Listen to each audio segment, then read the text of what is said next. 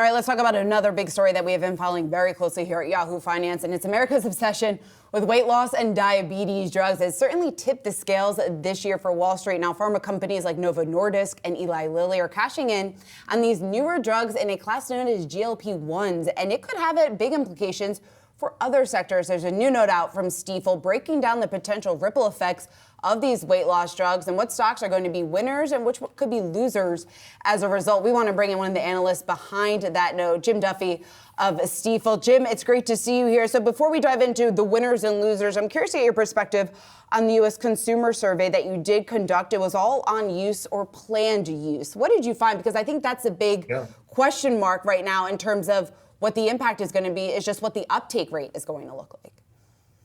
Yeah, well, first, thank you for having me on the show again. This is a proprietary Stifel survey of consumers. What the survey found was that 15% of consumers are currently engaged with the drug, 9% of those for diabetes purposes, the other 6% presumably for weight loss purposes. Perhaps more interesting was that 21% of consumers indicate that they would be interested in partaking with the drug should it become more widely available, FDA approved, and affordable. Looking within that additional 21% of consumers, it skews more affluent and skews more female.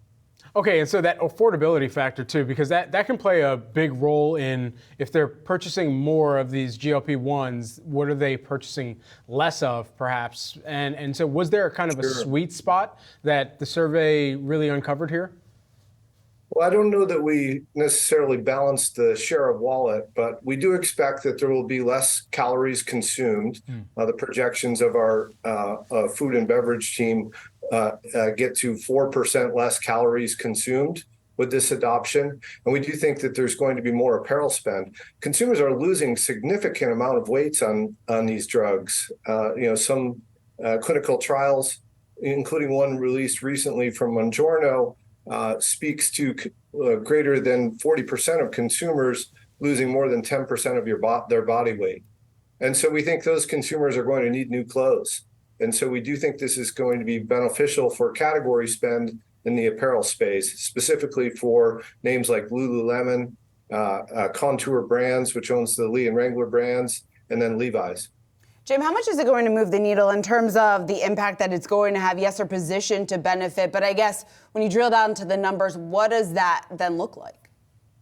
Yeah, here's the math that we went through. If you take that 21% of consumers, assume that half of them engage with a GLP-1 variant, half of them stick with it for a year, and 40% of them lose upwards of 10% of their body weight, that's about 2% of consumers. And we think that consumer is going to need to upgrade their wardrobe and would spend double the amount of apparel on an annual basis. And so we think it can be a low to mid-single digit benefit to overall apparel category spend, concentrated with certain brands, particularly those that have a concentration in bottoms. I mentioned Lululemon. Lululemon has a very strong bottoms business. There are other dimensions of where we think they could be a beneficiary. Exercise increases the efficacy of these drugs, and so we do think you'll see some increased participation. Then, of course, if you're losing weight and feeling good, you may want to dress a little sportier, and so we think Lululemon could be a beneficiary there as well. I mean, I feel great when I'm just taking down a massive burger at the end of a workout because I feel like I've worked for it, Jim. But that appetite is not there at the same cadence when you're on some of these weight loss drugs. And so at the end of the day, what other lifestyle changes could significantly impact perhaps some people's portfolio plays as they're trying to monitor where the consumer cohort that's gravitating towards some of the weight loss drugs out there for better or worse is also changing their own lifestyle too? Yeah, it's a very interesting question. This was a collaborative effort of a number of different Stifel analysts. One area where we think we could see benefit to consumption is energy drinks. Less calories consumed means less energy for consumers to burn. And our studies suggest that consumers are leaning on additional caffeine and additional energy drinks to help them with those energy levels. Wow. All right. We're taking a look at some of those energy drink manufacturers here on the screen right now. Jim, great insights here, and thanks so much for bringing it to our attention. Jim Duffy, Stifel Analyst. Appreciate it. Thank you for having me on the show. Certainly.